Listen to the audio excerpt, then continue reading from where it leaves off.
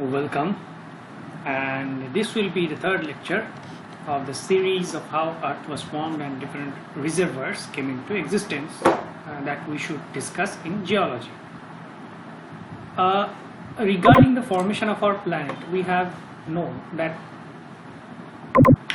our planet had been seeing evolution since 4.567 billion years, and during the evolution of the planet, actually when the planet was forming, there were no crust or mantle or core actually which was developed at extremely just after the formation, but it took at around 2 to 10 million years for the formation of the core, as well as afterwards that mantle was generated, and over there was crustal layers, and which were thin in their habit rather than the more complex and thicker crusts that we see nowadays.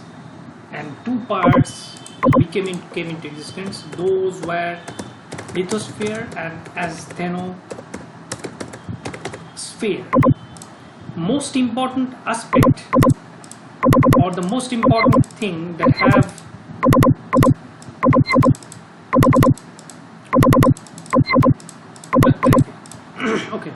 the most important thing that was taking place in this scenario was partial melting event. Now you will see this terminology called partial melting all over whenever we are going to discuss the generation of the crust, as well as earliest or primitive crust, which you will see, or you might see from the book of Condi, or primordial, rather we should say primordial crust of Earth. Now primordial crust was not necessarily as good as continental crust that we see today, which are granitic in composition, and by granite which mean much more silicic in character. So the main thing is, at about 4.4 billion years ago, we can find some of the mineral grains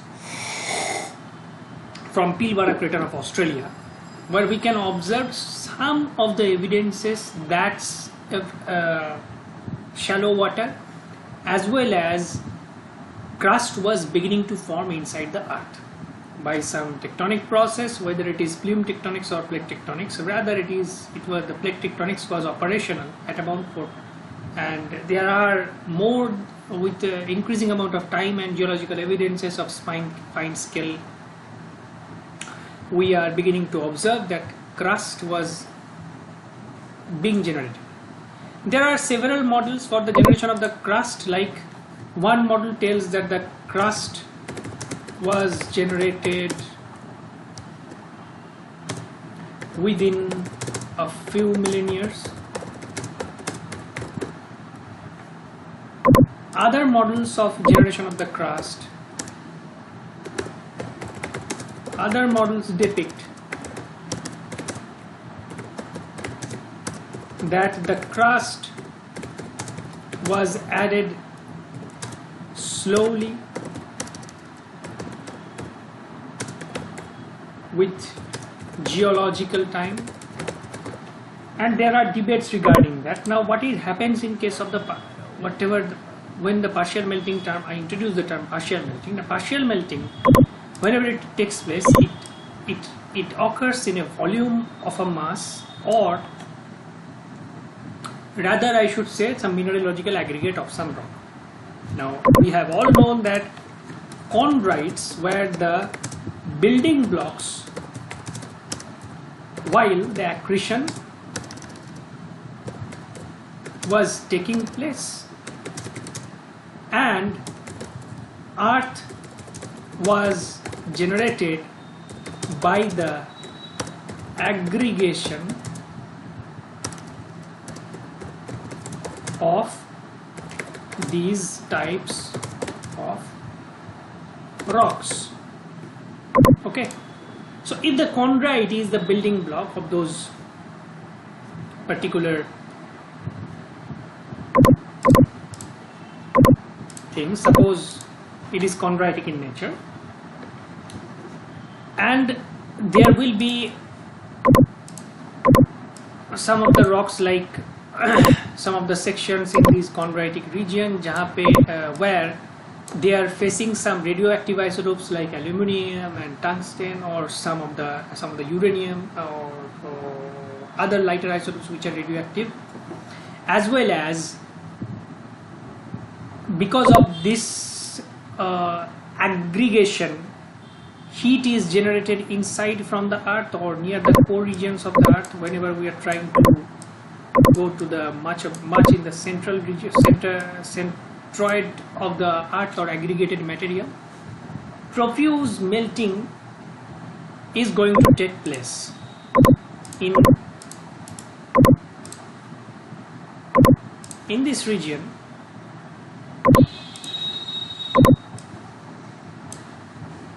Profuse melting is going to happen. The lines are the regions where the melting should operate. Okay, and I am drawing some random lines here, and these are the regions where some of the melts will be generated. यहाँ पे, there, here, and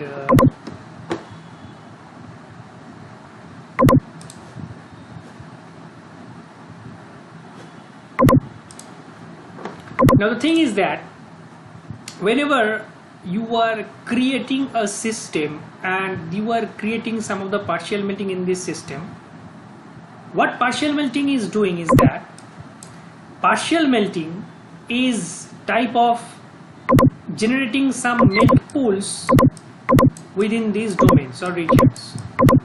Okay, just like in these red marked regions, some of these are partially molten. Suppose this region is going to partially melt down, this region is going to partially melt down, this region is going to partially melt down, and the partial melting will depend upon the minerals aggregated at a particular depth and pressure and temperature. Okay, so these things are going to partially melt down, and because of the mineralogical aggregate, they are being molten in a region.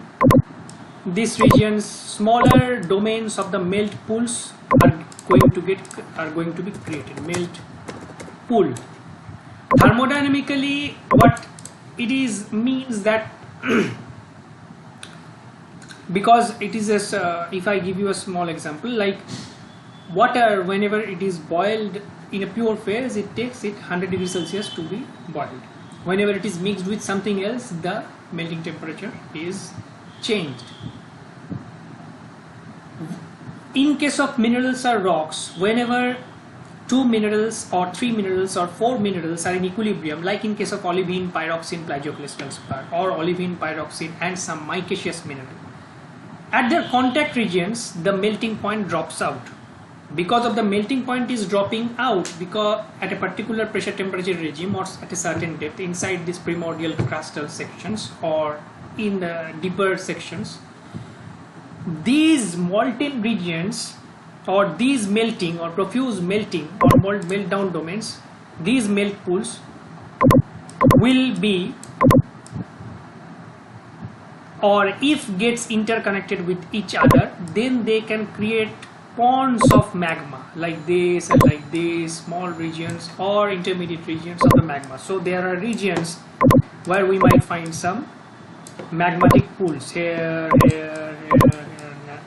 and those magmatic pools will tend to rise through the crustal sections or through the primordial crust, okay, upwards, because of the buoyancy force, as well as because of the low Reynolds number, as well as some instability imputed upon them. And this is a pure igneous petrological perspective. And those melts, whenever they are going to move themselves up through the crust or the primordial crust, they are going to get molten. And on the other hand, in more deeper parts of this thing, rather this phenomena, whenever it is happening, in the more deeper parts, you will see that heavier metals like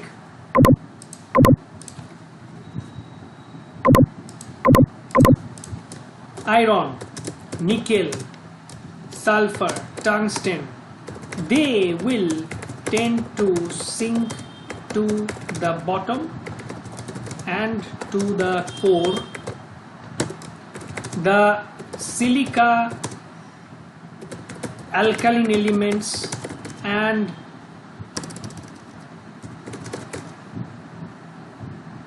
magnesium, calcium, etc. will move to the melt and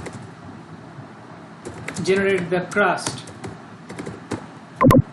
Obviously, by this timeline or this partial melting or more prolific melting are going to separate, or rather separated the core mantle and the crust slowly. Scientists had found the role of water since around 4.4 gigaannum in the history of Earth. Okay, now how we are going to, or how did we came to this, or how could we come into this conclusion? It is a very long matter of perspective, as well as it will take a very good amount of time to analyze them. Why? The geochemically there are separate isotopes which can get separated, as well as there are different elements which can get separated during these melting events, because during melting, if a melt or a substance like sulfur, and if sulfur is moving to the solid residuum during melting, those elements will tend to be with sulfur, like noble metals like platinum and like palladium and iridium, ruthenium, etc., etc. On the other hand, those elements which try to find complex with some silica or try to form silicates, they will tend to form minerals like silicates in form of feldspar, quartz, as well as pyroxene, as well as amphiboles, biotite, etc., etc. So there are elements which are lithophile, some of the elements are chalcophile, some of the elements are siderophile, which love sulfur, and during these accretion or after the accretion, these partial melting processes, the earth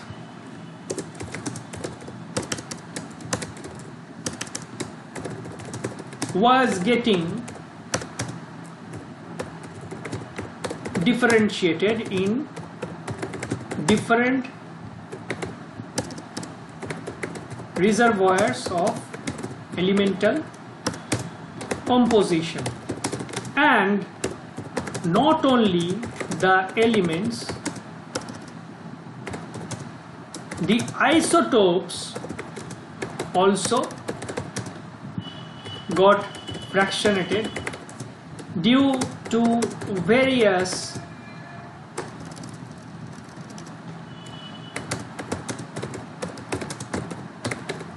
processes.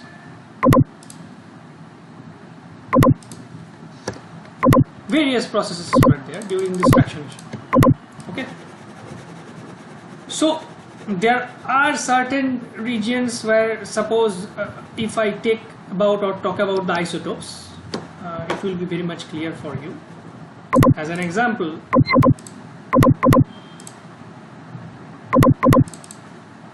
okay, we have time left.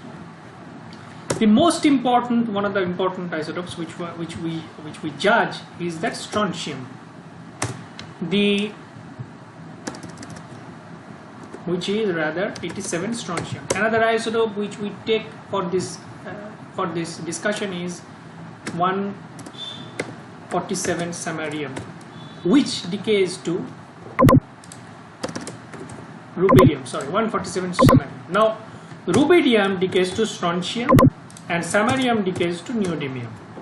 Okay. Rubidium, while or if in case of a melting process, will tend to go towards crust rather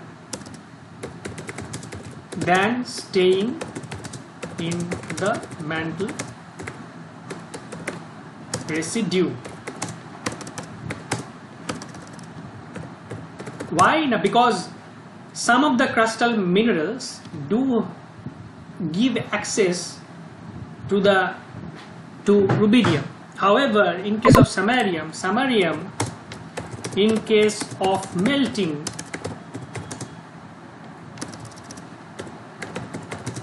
stays in the mantle, and it is practically the partition coefficient that determines them, which will be a topic of discussion in case of geochemistry in the next semester for you. Okay. Now, suppose a system 87 rubidium which is decaying to 87 strontium, and 147 samarium is decaying to 143 neodymium. And suppose in a system it is undergoing some amount of melting in a crust mantle system. So what will happen? During this melting, rubidium will try to escape the system, as well as the samarium will retain in the system. After a few million years of years or billions of years, the escaped things or escaped isotopes will decay to 87 strontium, and the retained system, which will generate some daughter isotopes of 143 neodymium from 147 samarium, they will also retain in the system. And whenever we are analyzing it after a billions of years, when we are finding out that here the strontium ratio is high and here the neodymium ratio is high, we can tell that there was certain amount of partial melting or fractionation of the isotopes. Why? The neodymium concentration is very much high here, and the neodymium concentration is on the other hand low in this fraction. However, here the strontium concentration is higher and neodymium concentration is lower. That's how the concept of reservoir is. Now, mantle is separated in different isotopic reservoirs because of this phenomena, and the earth, which was composed of a CHUR, that means chondritic uniform reservoir, is separating into multiple reservoirs due to this melting process. Sometimes here we see that the neodymium is high, sometimes we see that the strontium is high. Wherever neodymium is high, the source is mantle, and wherever strontium is high, the neodymium should be low. These types of regions are sometimes we see as them as high mu. However, in case of a depleted mantle, we see neodymium concentration which is very high. But these scenarios or these aspects totally depend upon the condition where the melting was taking place, or which minerals took away the isotopic concentration when the differentiation process was operational. Now, if I draw a very normal thing, that is, suppose it is a mid-oceanic ridge and there is a subduction zone. There are some subducted sediments, and it is, suppose, like it is a crust. Depleted mantle sources are mostly seen in these mid-oceanic ridges. Why? Mostly these regions are composed of primitive laterite or Hertzbergite, where actually some of the mills or some of the systems of the mills had already escaped the system. Sometimes some regions we see that enriched mantle source, enriched mantle 1 or enriched mantle 2, where we see high strontium concentration with respect to the depleted mantle, and it happens because of some impurity taken by the sediments which were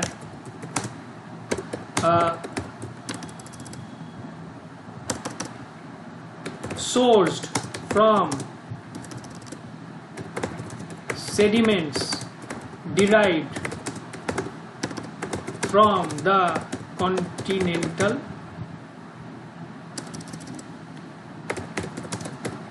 crust. Okay. Suppose in the subduction zone, what happens now? In the subduction zones, we know that some of the oceanic crust, they are getting subducted beneath an oceanic crust or a continental crust, and there will be some concentration of the sediments over the oceans. And these sediments, if somehow these sediments penetrates this region of the mantle, and the oceanic crust, it is the region where the oceanic crust will get molten, as well as it will interact with the continental crust, and some of the isotopic signatures will mix up, as well as some of the sediments. Those sediments, if travels to the mantle depths and interacts with the zones of a depleted mantle reservoir, then some of the enriched mantle signatures might we find out. As well as there are reservoirs which are known as high mu mantle, high mu reservoir. The high mu reservoir, the typicality is that the lead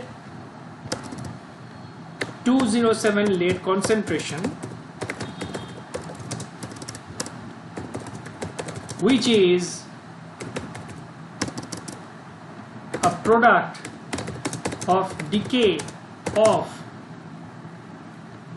235 uranium, is high. And uranium is abundant in crustal parts. So obviously there is a line of thinking that these reservoirs didn't retain uniform after or throughout the evolution of the Earth. The first reservoir that was present, that was chondritic uniform reservoir, they were differentiated with depleted mantle and enriched mantle. Some of the parts were enriched mantle, or again somehow they were being modified by high mu or the input of the oceanic sediments, etc., etc. This means that the Earth or the reservoirs or the chemical reservoirs with distinct isotopic ratios had been changing from the evolution or the timeline through which the Earth had been evolving, through various tectonic processes, as well as some superficial processes which are creating some sediments, and if they are trapped inside the sediment, inside the rock cycle of the tectonics or plate tectonics, then they are again changing the reservoir pattern. That's how the mantle reservoir had been changing, or they are being separated into separate entities, and that's how the mantle reservoirs can also help us to identify the characterization as well as changes or the causes of changes that had occurred in the Earth's history. Okay. There are other stories with isotopes like osmium and tungsten and rhenium, comparing them with the formation of the core. But this is more or less, I think, will be enough, and for your purpose of reading, you can read this chapter of geochemistry book from White. Okay, and here we will see that this is concentration, this is epsilon neodymium value, and there are some mathematical, I mean, it is the how much vary or how much difference or variation is there from a standard with it, or we are getting a sample and we have a standard, and with the sample and standard we can differentiate, we are trying to differentiate how much samarium ratio is there between, or how much change is there from a standard at a particular geological year, and these things were actually analyzed from a machine or something like that. Here are different reservoir types like 206 lead, which is a product of 238 uranium decay. That is a high mu source. It's coming from Central India, where the strontium ratio is quite lower. In case of depleted mantle, the strontium ratio is low. Obviously, the lead ratio should be low. However, the neodymium concentration should be high. In case of enriched mantle 1 and 2, the strontium ratios should be very high. On the contrary, the lead concentrations will not be that much of high. In case of enriched mantle, the neodymium concentration should be intermediate to low. However, in case of IMU, the neodymium concentration is much more higher than enriched mantle 1 or 2. In case of depleted mantle, it is high, but in case of IMU, the neodymium concentration as well as the lead concentration are high because of the incursion of the sediment. Okay, not the parts of the crust, or not because of the fractionation of strontium, rubidium and samarium only. So this is how we are going to end it.